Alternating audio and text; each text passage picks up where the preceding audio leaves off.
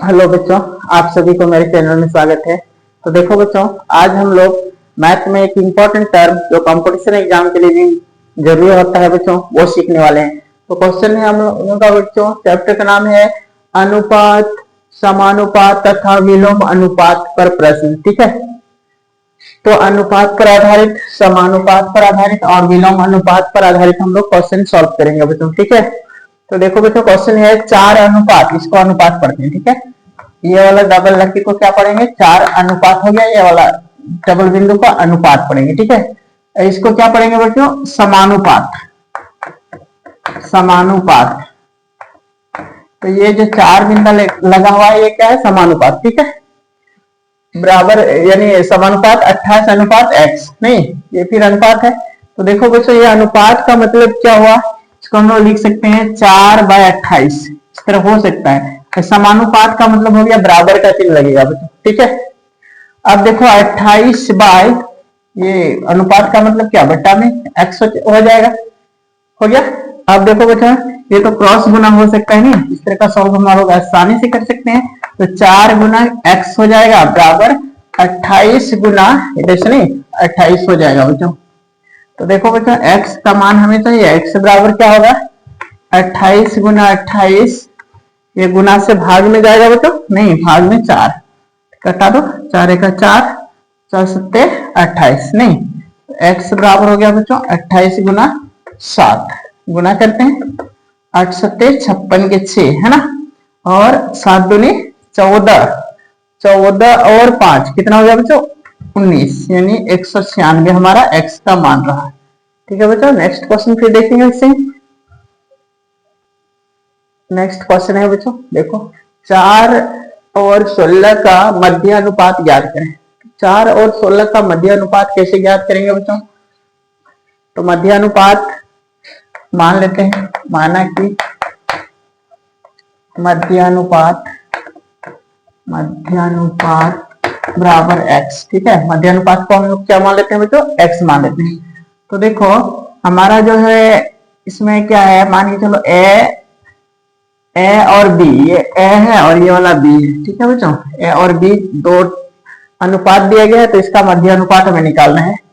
तो a अनुपात x हो जाएगा और समानुपात b अनुपात x हो जाएगा बच्चों। ठीक है, तो दोनों के मध्य अनुपात x है मेरा, तो मध्य अनुपात देखो a बाय क्या हो जाएगा, a बाय x बराबर b बाय x, इस तरह से हो जाएगा बच्चों। नहीं तो हमारा मध्य अनुपात कैसे निकलेगा इसमें, तो इसमें डायरेक्टली याद रखो तो बच्चों, इसको हम लोग डायरेक्टली लिख सकते हैं, मध्य अनुपात x बराबर होता है सूत्र root under a into b. ठीक है, इससे बना सकते हैं हम लोग। तो a का मान कितना है 4 गुना b का मान कितना है बच्चों 16, x बराबर हो गया रूट कितना 16 चौकी 64। अब x बराबर 64 का वर्गमूल क्या होने वाला है बच्चों 8, तो हमारा मध्य अनुपात क्या रह गया बच्चों 8 हो गया। आगे देखेंगे फिर। तो नेक्स्ट क्वेश्चन देखते हैं बच्चों हम लोग, 8 और 10 का तृतीय अनुपात ज्ञात करें। तो 8 और 10 का तृतीय अनुपात हम लोग कैसे निकालेंगे बच्चों, तो देखो इसमें हम लोग लिख सकते हैं, दिया है a बराबर 8 मान लेते हैं बच्चों और b बराबर 10। ठीक है, और तृतीय अनुपात जो हमें निकालना है, तृतीय अनुपात को मान लेते हैं x। ठीक है, ये हमें निकालना है बच्चों। तो तृतीय अनुपात का सूत्र याद रख लोगे डायरेक्टली ही, x बराबर होता है b स्क्वायर बाय a। ठीक है बच्चों, डायरेक्ट याद रखेंगे सबसे बेटर रहेगा। तो x बराबर b का मान कितना है हमारा 10 का स्क्वायर, यानी 10 गुना 10 लिख देते हैं बच्चों, और बाय a का मान कितना है 8, कटा दो, इसे कट रहा है 2 से कटा, 2 चौके 8, 2 पंचे 10, 2 दूनी 4, 2 पंचे 10, नहीं तो x बराबर हमारा कितना आ गया बच्चों 25 बाय 2, नहीं तो हमारा तृतीय अनुपात ये रहा। आगे देखेंगे फिर बच्चों। नेक्स्ट क्वेश्चन देखो बच्चों, वैसे ही है, 5 और 15 का तृतीय अनुपात ज्ञात करें। तो देखो इसका सॉल्व अभी अभी हम लोग सीखेंगे नहीं, क्या लिखेंगे बच्चों, ए बराबर 5, बी बराबर 15 और तृतीय अनुपात को क्या मान लेते हैं, तृतीय अनुपात बराबर x, नहीं तो चूंकि x बराबर अभी अभी हम लोग फॉर्मूला निर्माण किए थे बच्चों, फॉर्मूला देखे थे नहीं, बी स्क्वायर बाय ए, तो इसलिए x बराबर हो जाएगा बच्चों b का मान 15 गुना 15 दो बार ना, बाय ए का मान कितना है 5, घटा दो 5 का 5, 5 तिया 15, नहीं 15 तिया 45, तो हमारा तृतीय अनुपात इसमें कितना आ गया, 45 आ गया। नहीं आगे देखेंगे बच्चों, नेक्स्ट क्वेश्चन देखो बच्चों, 4, 8 और 16 का चतुर्थ अनुपात ज्ञात करें। नहीं चतुर्थ अनुपात हमें निकालना है, तो देखो बच्चों ए बराबर हमारा हो जाएगा कितना 4, बी बराबर 8, सी बराबर 16 और जो चतुर्थ अनुपात है इसको हम लोग x मान लेते हैं, ठीक है, ये निकालना है हमें। तो देखो इसे सजा के लिख सकते हो, ए अनुपात बी समानुपात सी अनुपात x, ऐसे लिखा जा सकता है, ये नहीं 4 गो है, श्रेणी अनुपात में लिख देते हैं। तो अब देखो इसका मतलब हुआ a बाय बी, नहीं अनुपात का मतलब बेटा, इसका मतलब बराबर c बाय x, ऐसे हो जाएगा बेटा। नहीं अब तिरछा गुना कर दो ना, a गुना x बराबर b गुना c, ऐसे हो जाएगा इधर से। नहीं तो x हमको निकालना है बेटा, x बराबर b गुना c बाय a, ऐसे हो जाने वाला है। तो देखो x बराबर हमारा हो गया, b का मान कितना है 8, 8 गुना c का मान कितना है बच्चों 16 और बाय a का मान 4। अब काट दो बच्चों, कटेगा कुछ, 4 एक 4, 4 दूनी 8, नहीं x बराबर हो गया 16 दूनी 32। बहुत सिंपल, समझ में आ गया होगा ये बच्चों। नहीं आगे देखते हैं फिर, नेक्स्ट क्वेश्चन देखो बच्चों, सेम वैसे ही 6, 12 और 18 का चतुर्थ अनुपात ज्ञात करें। तो सेम हम लोग डायरेक्टली अभी सूत्र निर्माण किए थे, ए बराबर कितना हो गया बच्चों 6, बी बराबर 12, सी कितना है 18 और हमें x निकालना है। तो हमारा सूत्र आ चुका था बच्चों, x बराबर क्या था, b इंटू सी बाय ए, नहीं बैठा देते हैं, ये दोनों का गुना बाय ए, नहीं तो देखो बच्चों x बराबर हो जाएगा, b का मान कितना है 12 गुना c का मान 18 बाय ए का मान कितना है 6, घटा दो बच्चों 6 कैसे 100 दूनी 12, नहीं x बराबर हो गया 18 दूनी 36।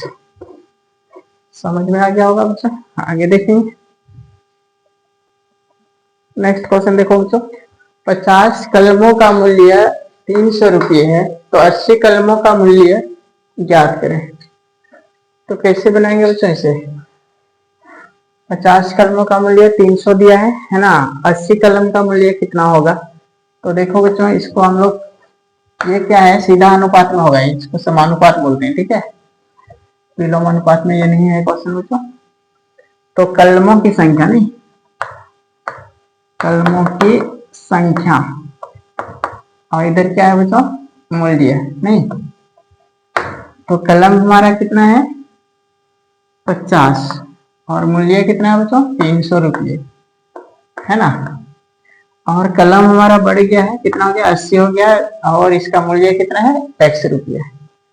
तो यह सीधा अनुपात है बच्चों, ठीक है, यह सीधा अनुपात में है, इसको समानुपात बोलते हैं, ठीक है, सीधा अनुपात, सीधा अनुपात में है। तो सीधा अनुपात का नियम क्या है बच्चों पता है, तिरछा गुना होगा, ये कैसा गुना होगा तिरछा गुना, ऐसे क्रॉसिंग, ठीक है। तो क्रॉस गुना में क्या हो जाएगा मेरा 50 गुना x हो जाएगा बच्चों, ऐसे में, है ना, और इधर से 80 गुना 300 हो जाएगा। तो x बराबर हो जाएगा बच्चों 80 गुना 300 बाय 50, ठीक है, काटो 0 0 खत्म, है ना, 5 से का 5, 135 है ना। तो x बराबर हो गया बच्चों 8 छके 48 नहीं, और एक वो 0, यानी कितना हो गया 480 रुपये। नहीं, सीधा अनुपात वाला क्वेश्चन को बच्चों हम लोग क्या कर सकते हैं, एक ही नियम से भी बना सकते हैं। देखो एक ही नियम से बनाते हैं, क्या लिख सकते हैं इसको हम लोग, चूंकि 50 कलमों का मूल्य, चूंकि 50 कलमों का मूल्य, 50 कलमों का मूल्य कितना है बच्चों, 300 रुपये है ना। इसलिए क्या लिख सकते हैं इसमें, इसलिए एक कलम का मूल्य कितना हो जाएगा, 300 बाय 50 रुपये है ना बच्चों। इसलिए कितने कलम है हमारे पास, 80 कलम, नहीं 80 कलमों का मूल्य कितना हो जाएगा, 300 बाय 50 गुना 80 रुपये है ना बच्चों। अब काटो, एक एक 0 खत्म हो गए इसे, और 5 एका 5, 6 पंचे 30, यानी 60 गुना 8 छोटे 48, यानी 480 रुपया। नहीं, सीधा अनुपात वाला क्वेश्चन को हम लोग एक ही नियम से भी बना सकते हैं, ठीक है। अब हम लोग दूसरा क्वेश्चन देखेंगे। नेक्स्ट क्वेश्चन देखो बच्चों, यदि 50 व्यक्ति एक काम को 60 दिन में पूरा कर सकते हैं तो 30 व्यक्ति उसी काम को कितने दिन में पूरा करेंगे। नहीं, देखो बच्चों, आदमी बढ़ेगा, कोई काम हो रहा है, आदमी बढ़ेगा तो काम का दिन क्या होगा, घटेगा। मतलब एक के बढ़ने से दूसरा यदि घटे तो ऐसा संबंध को विलोम अनुपात बोलेंगे, ठीक है बच्चों। और एक के साथ दूसरा भी बढ़े तो ऐसा संबंध को क्या बोलेंगे, समानुपात बोलेंगे, सीधा अनुपात बोलेंगे, ठीक है बच्चों। तो देखो कोई भी काम में आदमी बढ़ेंगे तो निश्चित रूप से काम का दिन क्या होगा, घटेगा। तो ये हमारा क्या होगा, विलोम अनुपात होगा। नहीं, तो देखो बच्चों, इसका बॉक्स बनाएंगे हम लोग, सीधा अनुपात का एक बॉक्स बनाए थे। नहीं, तो इसमें क्या लिखेंगे, व्यक्ति की संख्या, मजदूर की संख्या, आदमी की संख्या। नहीं, तो व्यक्ति की संख्या और दिन।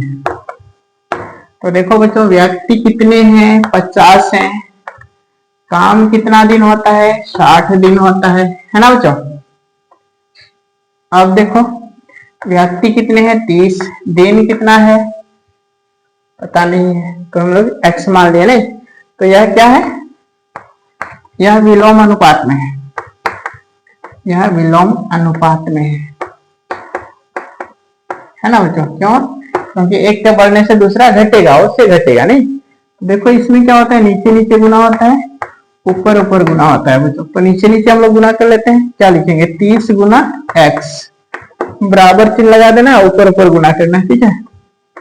तो 50 गुना 60, x बराबर होगा बच्चों 50 गुना 60 बाय 30, तो 0 0 खत्म, 3 एका 3, 3 दूनी 6। नहीं, तो देखो x बराबर हमारा कितना हो गया, 50 दूनी 100, यानी काम 100 दिन चलेगा, काम का दिन बढ़ जाएगा बच्चों, अवश्य बढ़ेगा ना, क्योंकि 50 आदमी 60 दिन में काम पूरा करता है, तो 30 आदमी अवश्य अधिक दिन लगाएंगे।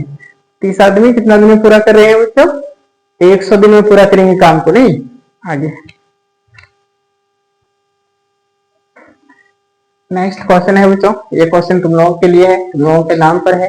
नहीं, तुम लोगों के इसका आंसर कमेंट करना है बच्चों, ठीक है। तो क्वेश्चन है, दो संख्याओं 9 और 15 का तृतीय अनुपात क्या होगा। ऑप्शन दे रखा है बच्चों 21, 30, 25, इनमें से कोई नहीं। नहीं, तो इसका आंसर कमेंट करोगे बच्चों। नहीं, और अधिक से अधिक शेयर करोगे, कमेंट करोगे, लाइक करोगे, ताकि मैं अधिक से अधिक वीडियो तुम लोगों के लिए बना सकूं, ठीक है बच्चों। Thank you.